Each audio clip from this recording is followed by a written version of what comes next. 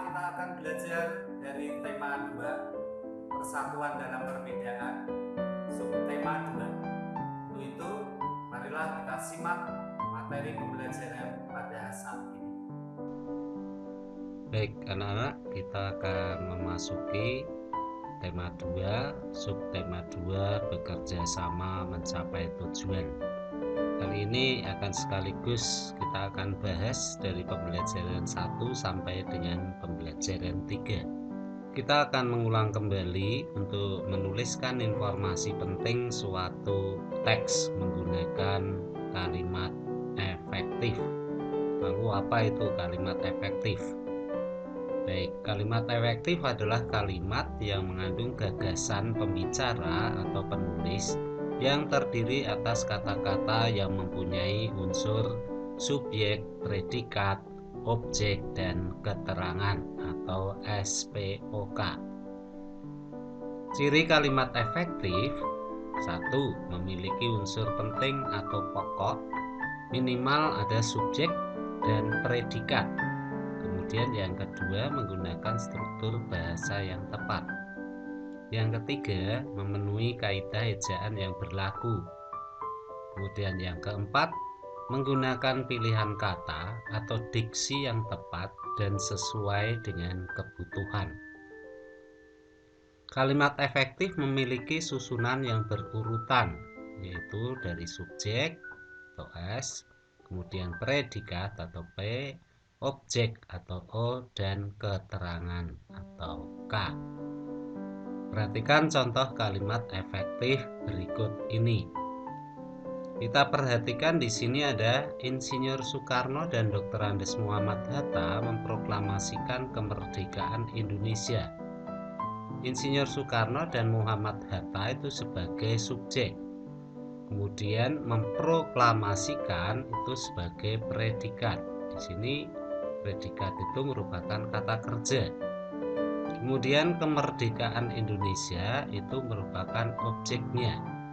Di Jakarta adalah keterangan. Dalam hal ini adalah keterangan tempat. Baik, kita lanjutkan.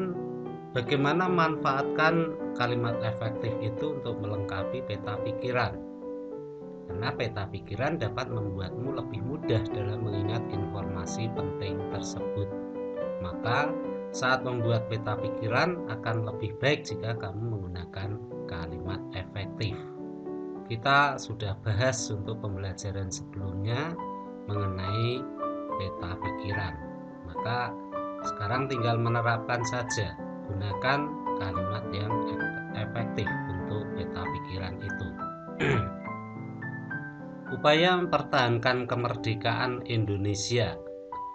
Yang pertama harus kita ketahui bahwa setelah kemerdekaan Indonesia diproklamasikan, itu bangsa asing datang kembali untuk menguasai Indonesia. Karena pada waktu penjajahan Jepang, yang akhirnya Jepang menyerah pada sekutu, itu sekutu belum datang. Maka ketika Indonesia sudah merdeka, lalu mereka berdatangan ingin kembali menguasai Indonesia karena Jepang sudah menyerah. Perjuangan pun berlanjut dengan tujuan untuk mempertahankan kemerdekaan Indonesia. Rakyat Indonesia tidak mau begitu saja menyerahkan kembali atas kemerdekaan yang telah dicapai pada waktu itu. Antara lain perjuangan itu tentunya terjadi di seluruh wilayah Indonesia. Pada waktu itu perjuangannya masih berupa perjuangan daerah-daerah. Sekarang perjuangan lebih bersifat nasional. Maka ini akan lebih bermanfaat dan akan lebih berhasil. Pertempuran-pertempuran yang dilakukan sebagai upaya mempertahankan kemerdekaan Indonesia antara lain pertempuran Medan Area di kota Medan, Sumatera Utara. Kemudian ada pertempuran Ambarawa di kota Semarang, Jawa Tengah. Bandung Lautan Api di kota Bandung, Jawa Barat. Masih ada lagi yang lain, nanti akan kita bahas pada pembelajaran selanjutnya. Seperti halnya yang ada di Semarang sendiri. Pertempuran 5 hari di Semarang, kemudian ada di Surabaya dan lain sebagainya, nanti akan kita bahas. Baik, berbagai macam hewan yang ada di Indonesia ini menyesuaikan diri terhadap lingkungannya. Tujuan penyesuaian diri pada hewan adalah sebagai berikut. Yang pertama, memenuhi kebutuhan hidup, misalnya air dan makanan. Lalu yang kedua, mengatasi kondisi lingkungan yang ekstrim, misalnya lingkungan yang sangat panas, sangat dingin, atau sangat kering, itu ekstrim. Melindungi diri dari pemangsa. Maka dengan kata lain, tujuan penyesuaian diri pada hewan adalah upaya untuk mempertahankan hidupnya, untuk kelangsungan hidupnya. Bisa kita lihat contoh-contohnya.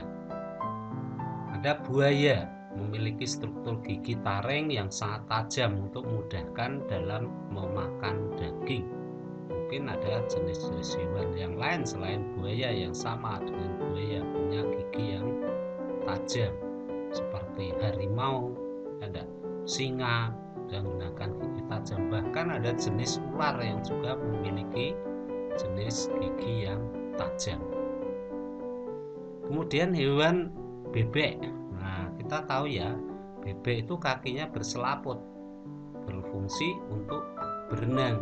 Untuk berenang, dan tentu saja ketika hidup di tempat yang berlumpur ini tidak mudah tenggelam atau terbenam yang lebih dalam. Di samping itu, bebek juga memiliki paruh yang seperti sudu atau sendok, itu sendok sudu. Ini untuk memakan cacing. Paruh yang lebar dan memiliki struktur seperti sisir di bagian pangkalnya berguna untuk menahan makanan yang licin agar tidak lepas dan menyaring makanan dari dalam lumpur. Ini adalah bebek. Kemudian ini adalah cicak. Nah, cicak itu memiliki telapak kaki yang lengket. Telapak kakinya yang lengket. Permukaan lengket ini menyebabkan bisa merayap di langit-langit atau di tembok, bahkan di kaca yang licin. Kemudian juga memiliki lidah yang bisa menjulur panjang. Ini untuk menangkap serangga yang lebih kecil, misalnya nyamuk. Biasanya ini memperoleh makanan ada di dekat lampu kalau malam hari ya, karena di dekat lampu biasanya ada serangga-serangga kecil. Nah, inilah nanti akan menjulurkan lidahnya. Ini berfungsi untuk memperoleh makanan. Kemudian ada elang ya, burung elang. Kaki burung elang pemakan daging, bentuknya kokoh. Ya, ini kuat. Di samping itu juga memiliki paruh yang kuat juga. Jadi bentuk kokoh, memiliki kuku tajam, ini berfungsi untuk mencengkeram supaya mangsa itu tidak lepas, dan bahkan sampai nanti mangsanya mati lalu dirobek-robeklah dia sehingga untuk sumber makanan. Ini adalah elang. Kemudian lanjutnya adalah kupu-kupu. Nah, memiliki bentuk mulut penghisap. Menghisap apa? Yaitu nektar, yaitu bahan untuk membuat madu. Jadi ini kupu-kupu, seperti halnya juga lebah. Ini dengan mulut penghisap ini, kupu-kupu mudah mendapatkan nektar yang terletak di dalam bunga. Kemudian ini adalah unta. Nah, unta merupakan salah satu hewan yang hidup di daerah gurun yang panas dan kering. Daerah gurun adalah daerah yang banyak pasir. Nah, pada unta itu memiliki punuk di sini ya, punuk atau ponok berisi cadangan lemak yang dapat dipecah menjadi energi. Di samping itu juga memiliki perut yang besar, ini bisa memuat air yang sangat banyak. Di samping itu unta juga memiliki kaki yang memiliki kuku yang tebal sehingga dia tahan untuk di tempat yang panas. masih ada lain seperti ini pada kelopak mata dari unta ini juga besar sehingga bisa menutup ketika itu ada debu ya atau ada debu. Kemudian ini beruang kutub. Nah, beruang kutub ini hidup di daerah kutub yang sangat dingin. Ini berlawanan dengan unta tadi. Kalau unta itu daerah yang sangat panas, kalau beruang kutub ini hidup di daerah yang sangat dingin. Nah, beruang kutub melakukan beberapa penyesuaian, yaitu rambut putih sebagai kamuflase. Kamuflase itu penyamaran, ya, agar tidak mudah terlihat oleh pemburu. Dan juga lapisan lemak di bawah kulit yang tebal itu untuk bertahan di suhu yang dingin, dan lemak itu sendiri sebagai cadangan makanan sehingga dia tetap bertahan hidup. Kemudian ini adalah bunglon ya. Bunglon memiliki kemampuan mimikri ya, mimikri yaitu kemampuan untuk mengubah warna kulit sesuai kondisi lingkungannya.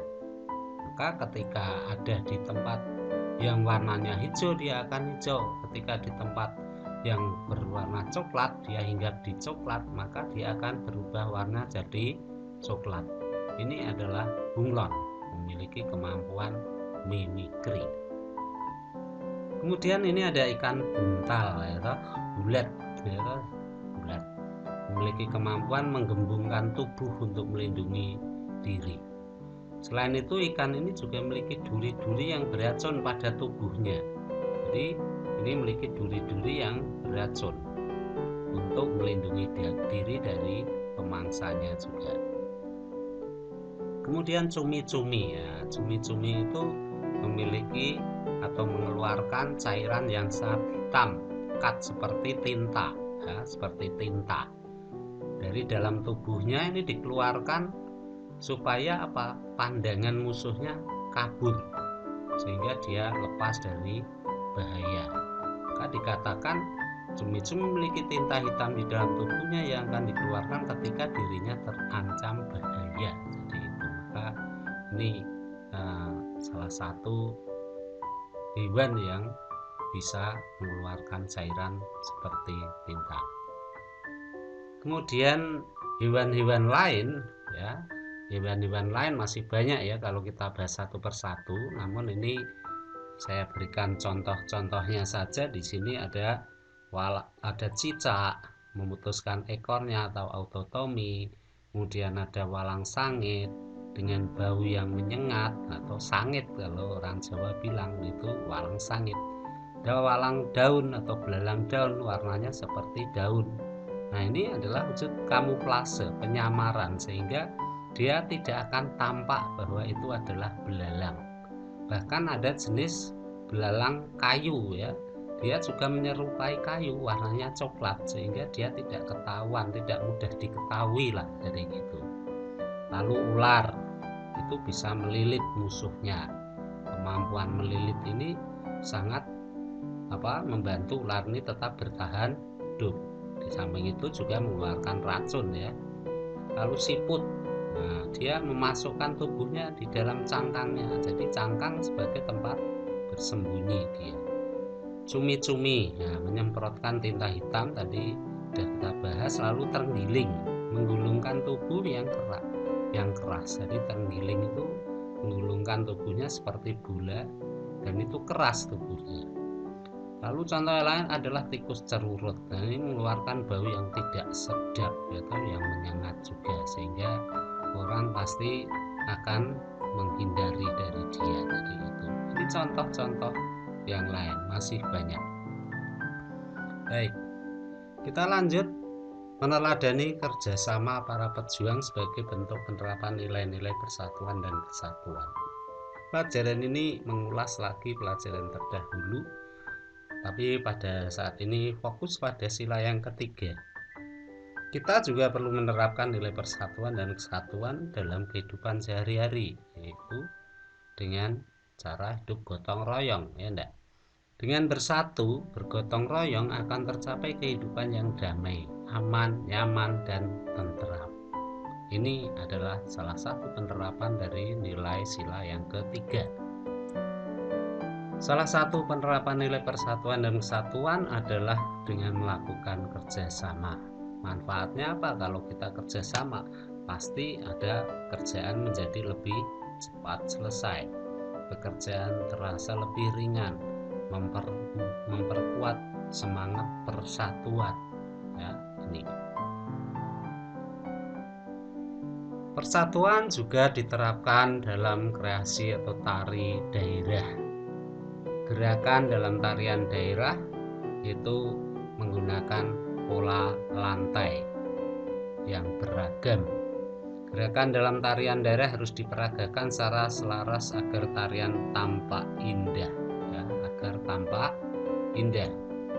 Kemudian penari biasanya berpindah-pindah tempat atau berubah posisi melalui suatu gerakan. Perpindahan tempat tersebut mengikuti sebuah formasi yang disebut pola lantai atau garis khayal. Dengan adanya pola lantai, tarian akan tampak lebih indah dan bervariasi gerakannya.